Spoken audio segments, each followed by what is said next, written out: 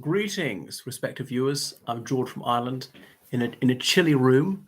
But unlike Harry, I have to worry about paying my bills. But anyway, so this book is about the Duke of Sussex's autobiography, Spare, masterly ghosted by that literary craftsman, whatever his name is, and about Meghan's good wife, the Duchess of Sussex, me again, and really Harry's mental health, and the interplay between Meghan and Harry's mental health, and how his mental health declined, perhaps collapsed as soon as he met her. And that's the thing, he's often scapegoating the British media as though it were a monolith. And instead of recognizing what really caused the solids to hit the whirly thing, and that's Meghan. And it all goes back to when he met her, about the same time he first started to wear a beard. So I've had a chance to dip into a bit more of this. As Harry acknowledges at some length in his book, he used to abuse cannabis and cocaine in his adolescence, in I think it was early 20s, and perhaps shouldn't have been allowed to be an army officer in view of that. Of course, if you're caught taking drugs whilst you're in the armed forces, you're out. But maybe they wouldn't dare test him, because if they did have to kick him out, think of the headlines of that, and that might, really rock the boat with the House of Windsor. I've heard army officers say, well, this is maybe not now, but maybe 20 years ago, yes, the army is quite snobbish, is tugging the forelock, is deferential to those who are pucker, and you don't get more of a toff than the Queen's grandson.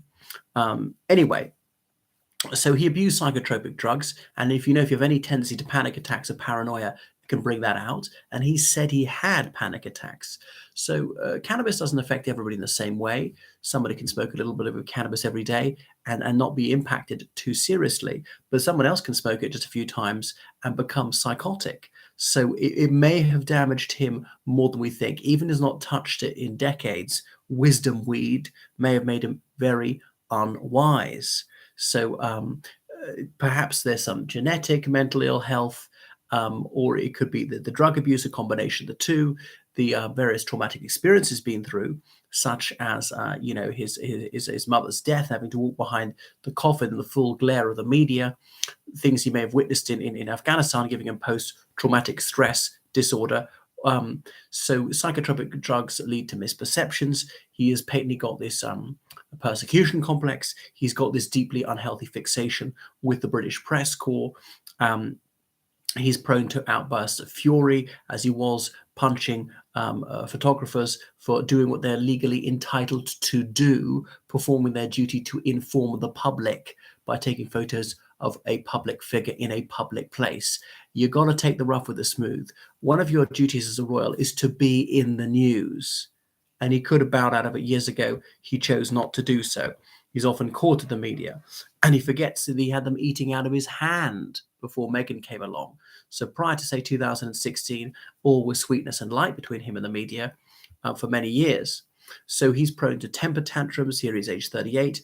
The infantilism might be for various reasons. It could be environmental. We're all experientially formed to some extent. The derangement of mind, as I say, it might be genetic. It might be due to his abuse of narcotics.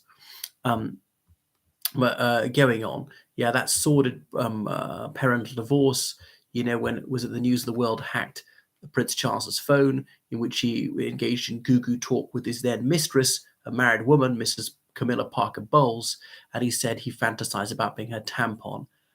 How on earth Prince Charles ever showed his face in public again, I do not know. Hats off to him for having the nerve to go out there despite that. I mean, imagine the public hearing your sick fantasy like that. But yeah, shamelessness is clearly a trait that Prince Harry has inherited.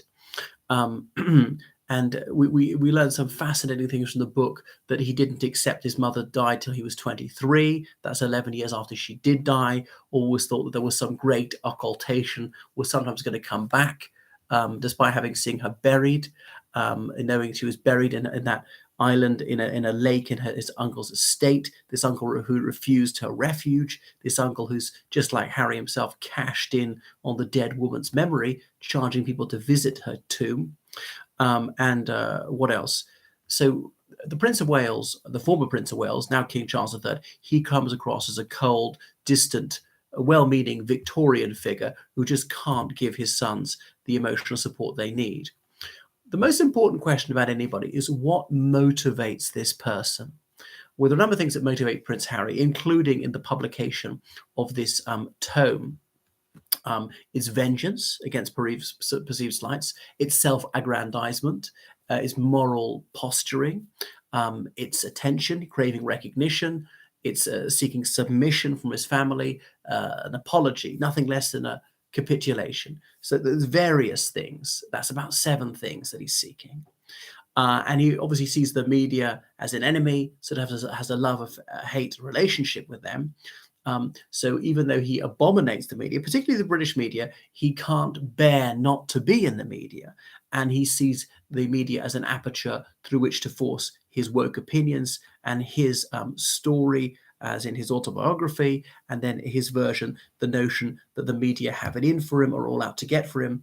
But obviously he's amnesiac, and obviously abuse of drugs can play havoc with one's memory, forgetting that until Meghan came along, he had a very good relationship with the London media.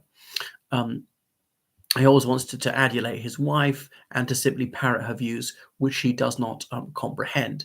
One thing about his memory is we know he's got a poor memory because he's academically subnormal. Despite having a world-class education, he got very poor grades because retaining and then recalling information is something he can't do.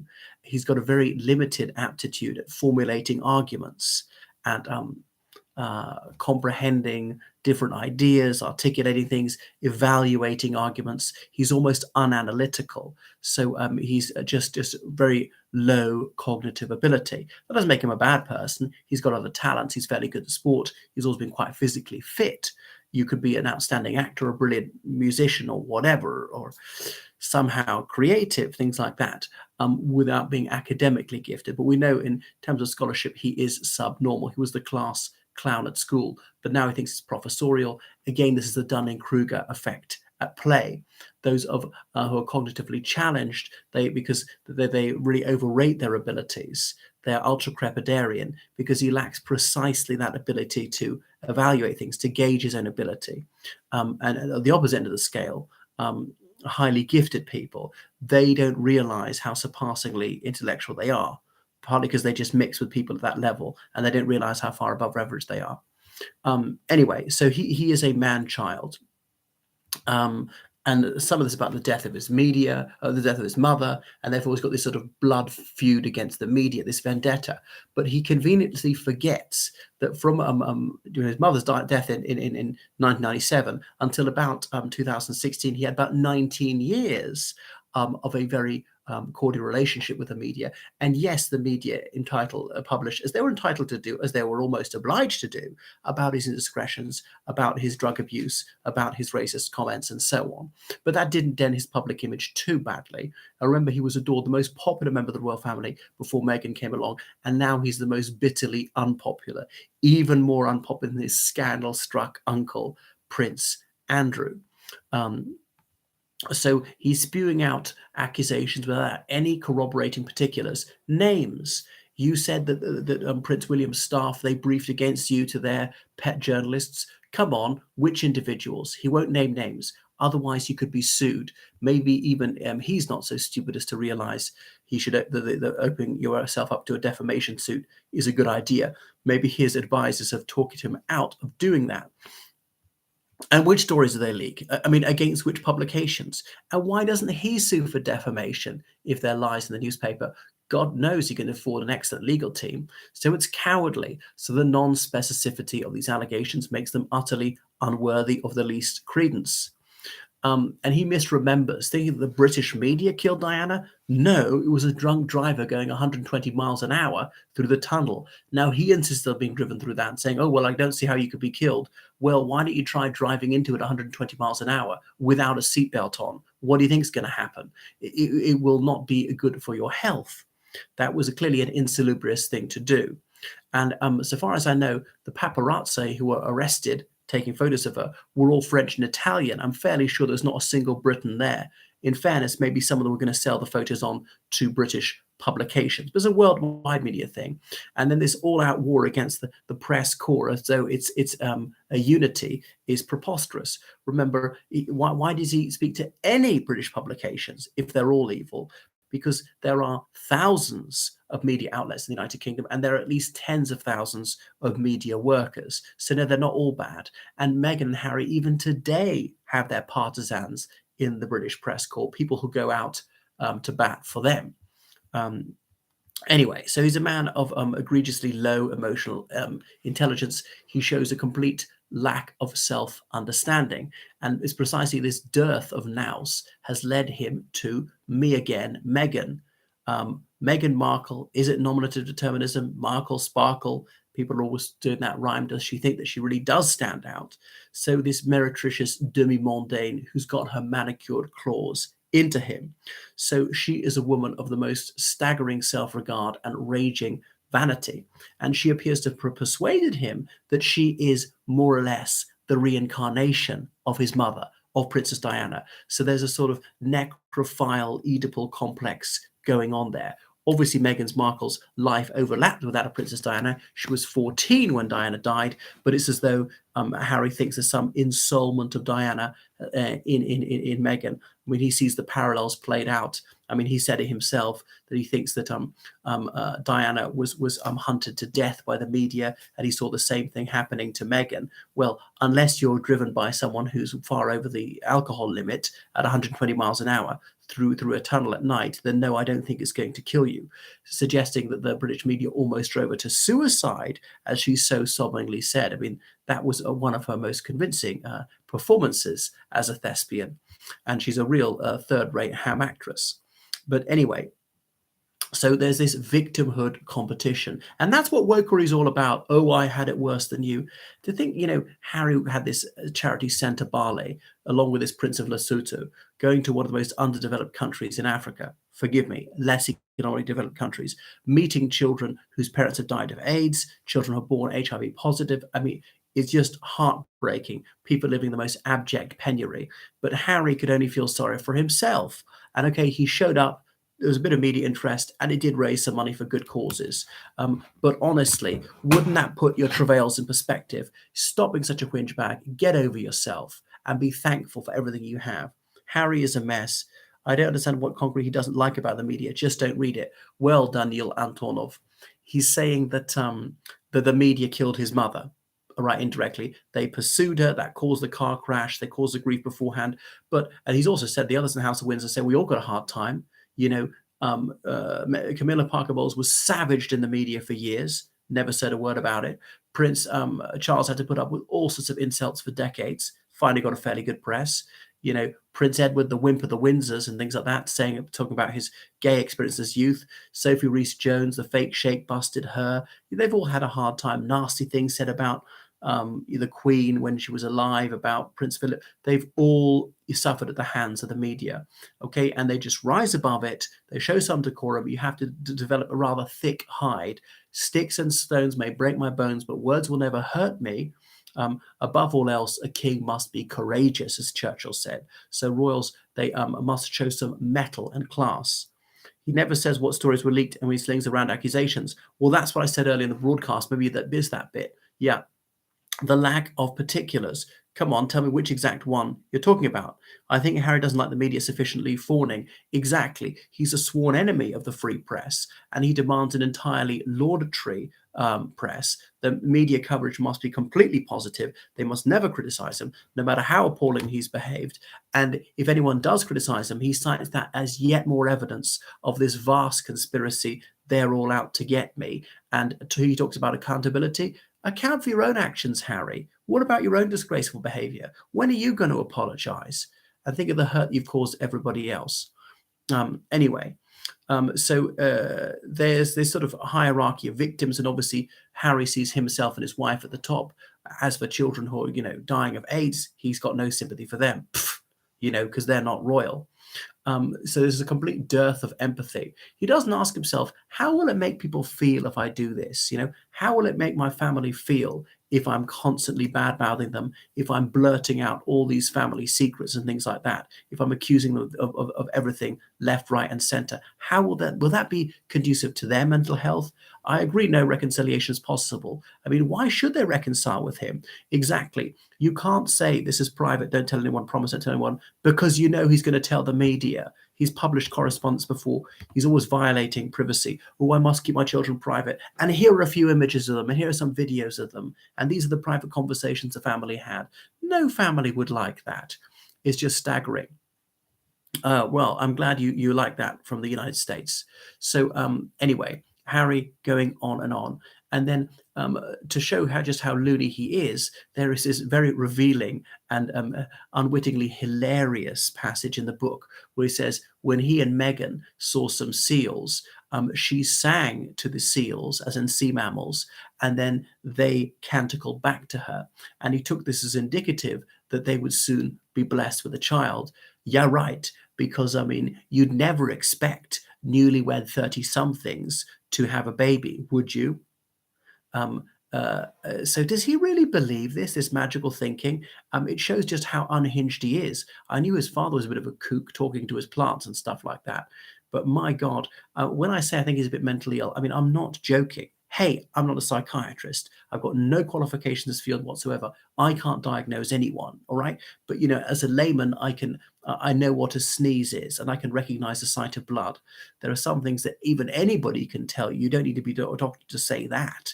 And obviously, I think this is subclinical. This is kind of petty, but the guy is not quite all there, or he is a few sandwiches for short of a picnic, as they used to say.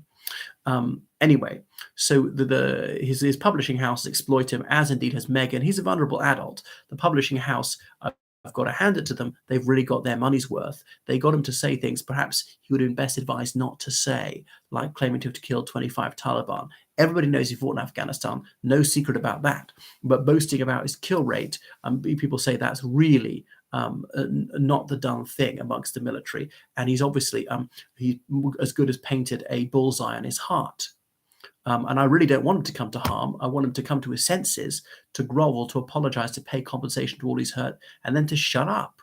And obviously he can only make amends if he's alive. Anyway, he said he's holding back. He wrote twice as much, that there's another book in him. Well, as the late, great Christopher Hitchens said, they say there's a book, everyone has a book in them, but in most places, that's where it should say. So if he had the slightest shred of decency, he would keep stum, but I know the man is bereft of all common decency and common sense. Was I eating with him? Well, so flattering. No, I left before he arrived, not wanting to give away my age. I have met Prince William a few times at school, but I mean, I can't say we're best mates. No, he didn't invite me to his wedding. And I always think, Kate Middleton, why did she go for me rather than him? What has William got that I don't? At least I got hair. Another thing, maybe this is getting to Harry, is he is bald on his crown. Have you noticed his balding pate? And another thing is, I know the person who took Kate Middleton's cherry pop. Well, as in took her virginity. He's a journalist. I shan't say his name. He's very decent about this, and that's one story he will never print. He was even invited to her wedding. He was at Oxford with me, and when people asked him about it, he wouldn't say anything. But it was widely known. Certainly, was her first boyfriend. All right. So what is next? I mean, what can he say that's more harmful? Unless it's going to be like satanic, orgiastic, paedophile scandals in the royal family. I mean, it doesn't get much worse than what he's already said. So he wants to save the royals for themselves, which is, of course, bitterly ironic. He's the one who needs saving from himself, as well as his dreadful wife. But when is he going to wake up? Maybe he never is, but he really has burnt his bridges. I just don't see any way back. Will he have the gall to turn up to the coronation? He's maybe stupid enough to do so. The invitation is still open, and if he doesn't come, the House of Windsor can say it's him who did it, not us. We didn't disinvite him. And if he is disinvited, he'll cite that as yet more example of how unfairly he's treated. Well, but I think they might be able to talk him out of it for security reasons. No, we're not providing security, and the Taliban are after you. So that might make you just be the king of California, the king over the water. There's not that much more to say. They'll probably try and milk it because they're completely shameless, and they'll try and just monetize hating their family even more. Thank you so much for watching my channel. I hope you found it informative. So please donate on PayPal, georgecallahan79@gmail.com. That's all small letters. Callahan spelled C-A Laghan, and subscribe on Patreon. Right. Got to feel sorry for him. Well, exactly. I mean, he doesn't realize the repercussions. He's such a dimwit. He really hasn't thought it through. What's going to happen if I say this? You'd have to be a real idiot to say that. Meghan, no doubt, egging him on because now he's totally dependent on her. He's really bewitched by her. Yeah, she's just cast a spell over him. So he's plainly besotted by his wife, who's wrecked the relationship with his family and all his other friends, and completely taken over his mind. He has to wisen up like Andrew. Well, Andrew, best thing I've said about him is never show your face in public again, never say a word. But I don't think, Harry's got that decency. The public will eventually get bored. They publish another book like this a year from now, no matter how sensational the claims. I think people are getting a little bit bored. It'll probably rumble on for a few years. But my hope is that when William's children are teenagers, everyone they look at, does he fancy her? Is that his boyfriend or girlfriend or whatever? And the media will just stop reporting Meghan and Harry. They'll always have a few fans in the USA, but I'm very hoping they'll fade into irrelevance. Harry might become an American citizen. Meghan might try a hand at politics. All right, goodbye. Goodbye, everyone.